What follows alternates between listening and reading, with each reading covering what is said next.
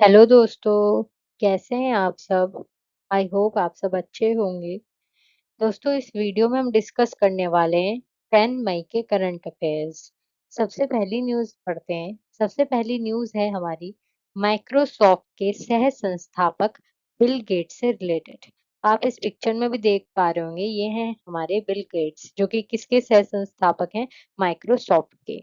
इन्होंने एक संकल्प लिया है। क्या संकल्प लिया है? कि वे अपनी संपत्ति का 99% कितना? अपनी संपत्ति का 99% यानी कि $100 बिलियन से अधिक है जो इनकी संपत्ति, इन्हें ये दान करने वाले हैं। तो इतनी बड़ी अमाउंट को वो किसे दान करने वाले हैं? वे दान करने वाले हैं bill and Melinda greats foundation को। वे दान करने का उन्होंने संकल्प ले लिया है। तो इस न्यूज में हमने क्या पढ़ा? ये पढ़ा कि जो बिल गेट्स हैं, जो कि माइक्रोसॉफ्ट के सह संस्थापक हैं, उन्होंने संकल्प लिया है कि वह अपने 99% संपत्ति को दान कर देंगे। किसे दान कर देंगे? Bill and Melinda Gates foundation को दान कर देंगे। 99% उनकी संपत्ति कितनी है? संपत्ति है $100 बिलियन से अधिक। यहाँ लिखा है $100 बिलियन से अधिक। नेक्स्ट न्यूज पर चलते हैं। नेक्स्ट न्यूज हमारी एक रिपोर्ट है। रिपोर्ट, जितनी भी रिपोर्ट आती है बहुत इंपॉर्टेंट होती हैं। पढ़ लेते हैं। ये रिपोर्ट है वर्ल्ड प्रेस फ्रीडम इंडेक्स।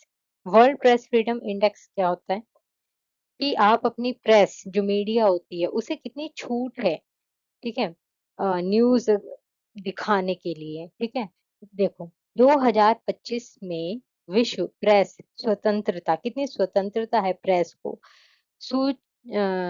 में भारत इतने अंकों के साथ 151वें स्थान पर पहुंच गया है, जो कि पिछले साल 151वें स्थान से 8 स्थान ऊपर है। देखो, 2024 की यदि हम मैं बात करूं, तो 2024 में इस इंडेक्स में भारत कौन सी रैंक पर था? भारत था 159 रैंक पर था, जो कि घटकर अब भारत कितने पर आ गया 2025 में?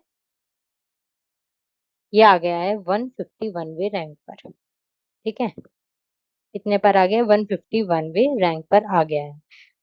विश्व प्रेस स्वतंत्रता सूचकांक 2025 में भारत 180 में से 151वें स्थान पर पहुंच गया। इसका मतलब है कि इस वर्ल्ड प्रेस फ्रीडम इंडेक्स में 180 कंट्रीज, ठीक है, इनको स्कोर दिया गया है, इनकी रैंक निकाली गई।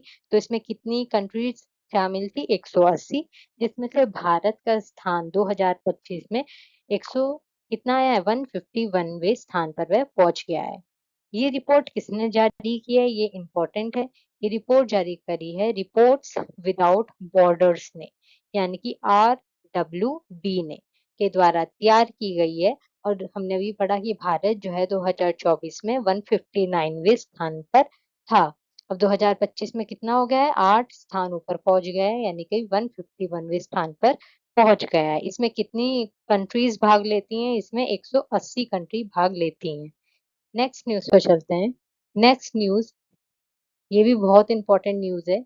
ये है विश्व बैंक भूमि सम्मेलन में भारत की स्वामित्व योजना केंद्र में रही, यानी कि सबसे ज्यादा फोकस में रही। वर्ल्ड बैंक की देखो एक आप कह सकते हैं मीटिंग हुई थी, जिसमें हमारी स्वामित्व योजना का प्रदर्शन हुआ था। तो इसकी बहुत प्रशंसा हुई। ये एक केंद्र में रहा, केंद्र का विषय रहा, ठीक है। तो भारत की पढ़ लेते हैं। भारत की स्वामित्व योजना, स्वामित्व योजना है क्या? देखो, स्वामित्व योजना अभी गवर्नमेंट लेकर आई है कि जैसे भूमि होती है, गांव में की भूमि पड़ी है किसी की, लेकिन ये नहीं पता, उसके प्रमाण नहीं है कि हाँ ये मेरी भूमि है, ठीक है। जो कागज होते हैं, एक लीगल चीजें होती हैं कि हाँ ये कागज पर है, ये सारा लीगली है, डॉक्यूमेंट्स एक तरह से कह सकते हैं। डॉक्यूमेंट्स नहीं है, पता नहीं जाने दादा परदादा पता नहीं कौन सी पीढ़ी से चली आ रही हो, ठीक है। तो प्रॉपर जिस पे डॉक्यूमेंट्स नहीं होते, ये उसके लिए योजना है। तो भारत की स्वामित्व योजना क्या है? भूमि अभिलेखों को डिजिटल बनाने की ये एक विशाल परियोजना है। तो स्वामित्व इसके नाम से समझ में आ रहा है, स्वामी, स्वामी खोजना, फिर उसके प्रॉपर लीगली डॉक्यूमेंट्स डिजिटलाइज करने की ये एक योजना है, ठीक है। तो देखो वर्ल्ड बैंक की ये जो रही थी मीटिंग, ये कहाँ पर रही थी? वॉशिंगटन डीसी में ये आयोजित हुई थी, जिसमें विश्व बैंक भूमि सम्मेलन में वैश्विक फोकस रही थी हमारी क्या?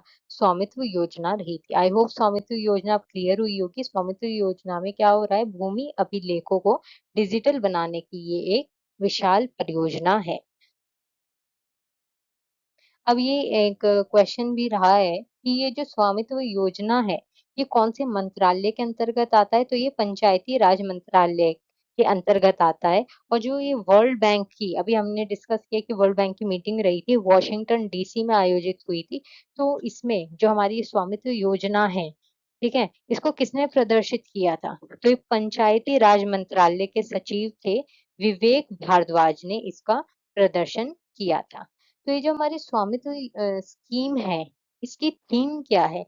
ये इसका विषय क्या रखा गया है? तो ये है जलवायु कार्रवाई के लिए भूमि स्वामित्व और पहुँच सुरक्षित करना, यानी कि जागरूकता से कार्रवाई की ओर बढ़ना।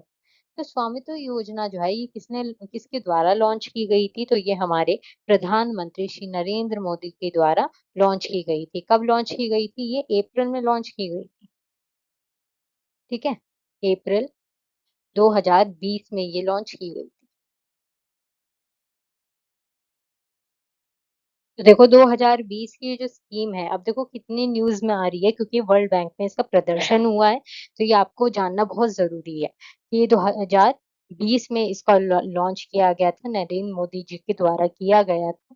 देखो पहले जो ये लॉन्च किया गया था, तब वो एक छोटे स्केल पे किया गया था जिसमें 9 एक तरह से कह सकते हैं 9 क्षेत्र लिए गए थे।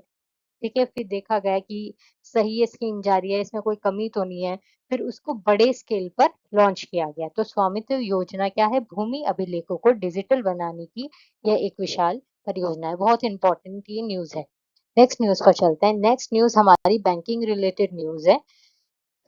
इससे पहले करंट अफेयर्स में हमने ये डिस्कस किया था कि यस बैंक की भागीदारी में भागीदारी लेने जा रहा है। कौन लेने जा रहा था? यस बैंक की भागीदारी सुमितोमो मित्सुई। हमने ये भी पढ़ा था कि ये जो सुमितो मित्सुई है, ये एक जापान बेस्ड फाइनेंशियल इंस्टीट्यूशन है, ठीक है? तो ये तो बात चल रही थी लेकिन अब फाइनल हो गया है कि सुमितोमो मित्सुई जो जापान की फाइनेंशियल इंस्टीट्यूशन कंपनी है, वो यस बैंक में कितने भागीदारी ले रही है? बिल्कुल फाइनल हो गया अब 20% भागीदारी ले रही है। कितनी ले रही है? 20% भागीदारी ये ले रही है। अभी 20% भागीदारी कैसे लेगी? ये 2 तरह से लेगी। एक तो ये एसबीआई से ले रही है भागीदारी उसकी।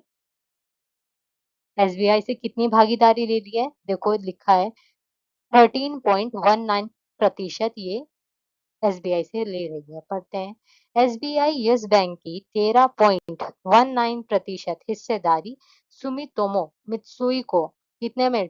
888 करोड़ रुपए में ये बेचेगा। और देखो हमने इससे पहले पढ़ा था कि इससे पहले यस बैंक में सबसे ज्यादा भागीदारी किसकी थी? एसबीआई की थी, ठीक है? लगभग कितनी है? अप्रोक्स कितनी थी? कोई बता सकता है? 23.5 समथिंग थी, ठीक है? 23 पॉइंट समथिंग इसकी भागीदारी थी। तो ये एसबीआई ने कहा है कि यदि मैं सुमित सोमो मित्सुई को 13.19% अपनी भागीदारी बेच भी दूं, तब भी यस बैंक के अंदर अप्रोक्स 10% से ज्यादा मेरी भागीदारी रहेगी। तो ऐसा नहीं है कि एसबीआई बिल्कुल ही बाहर हो गया है। एसबीआई के पास अभी भी 10% से थोड़ा सा ज्यादा भागीदारी यस बैंक में है। अब बची भाई एक बात, देखो अभी मैंने कहा कि यस बैंक में मित्सुई ने कितनी भागीदारी लिया? 20%। लेकिन एसबीआई से तो उसने 13.19% ही लिया है।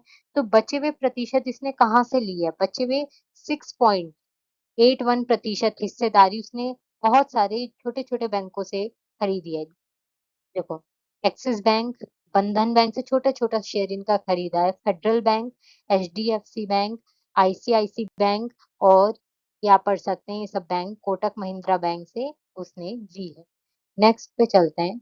ये भी बहुत अच्छा एक करंट अफेयर्स है कि मार्च 2025 को समाप्त वित्तीय वर्ष में सार्वजनिक क्षेत्र के बैंकों का संचय लाभ बढ़कर 1.7 लाख करोड़ रुपए 1.78 लाख करोड़ रुपए के रिकॉर्ड स्तर पर पहुंच गया है, जो कि पिछले की तुलना में 26% की वृद्धि दर्ज करता है। वित्तीय वर्ष 2024 में सभी 12 सार्वजनिक क्षेत्रों के बैंक ने कुल इतने लाख करोड़ रुपए का लाभ कमाया था।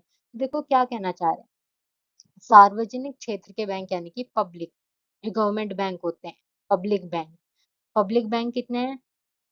पब्लिक बैंक है हमारे 12 बैंक। तो ये कह रहा है कि जो 12 बैंक हैं पब्लिक बैंक, उन्होंने वित्तीय वर्ष फाइनेंशियल ईयर 2025 इसमें कितना अ, लाभ कमाया है? इसने कमाया है 1.78 लाख करोड़, जबकि इसने पिछले साल फाइनेंशियल ईयर 24 में कितना कमाया था? 1.41 1.41 लाख करोड़। तो देखो वृद्धि हुई। तो यही वो बात कहना चाह रहा है कि इस साल उसने कितना लाभ कमाया है? 1.78 लाख करोड़। और वृद्धि देखी गई है कितनी? 26% की वृद्धि देखी गई है। अब एक सवाल उठता है कि इतना लाभ लाया है, ठीक है, सार्वजनिक बैंकों ने इतना लाभ कमाया है, इसमें सबसे ज्यादा भागीदारी किस बैंक की है? यानी कि सबसे ज्यादा जो प्रॉफिट हुआ है वो कौन से बैंक को हुआ है? तो इसमें सबसे ज्यादा प्रॉफिट दिया है एसबीआई। किसने किया है? एसबीआई ने किया है। कितना?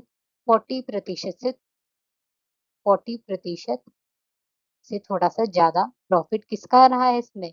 एसबीआई बैंक ने। ठीक है, तो इसमें न्यूज को कवर करते हैं। देखो दोबारा से कि पब्लिक जो बैंक है वो कितने हैं? 12 हैं।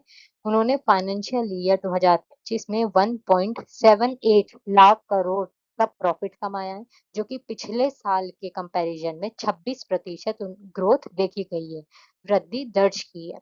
और जो ये प्रॉफिट हुआ है 1.78 लाख करोड़ का, इसमें सबसे ज्यादा भागीदारी किसकी रही है? एसबीआई की रही है, जो कि 40% से थोड़ा सा ज्यादा है। नेक्स्ट न्यूज कवर करते हैं। नेक्स्ट न्यूज है हमारी कि IBM PS TCS Andhra tie to deploy India's largest quantum computer. यानी कि जो आईबीएम है, टीसीएस है, टाटा की है, टाटा, बता सकते हैं इसकी फुल फॉर्म कोई मुझे? टीसीएस की फुल फॉर्म क्या होती है? टीसीएस की फुल फॉर्म होती है टाटा कंसल्टेंसी सर्विस। ठीक है, इन्होंने आंध्र प्रदेश, जो हमारा राज्य है आंध्र प्रदेश, उसके साथ समझौता किया है। किस चीज को लेकर? सब भारत के सबसे बड़े क्वांटम कंप्यूटर की स्थापना के लिए ये समझौता हुआ है।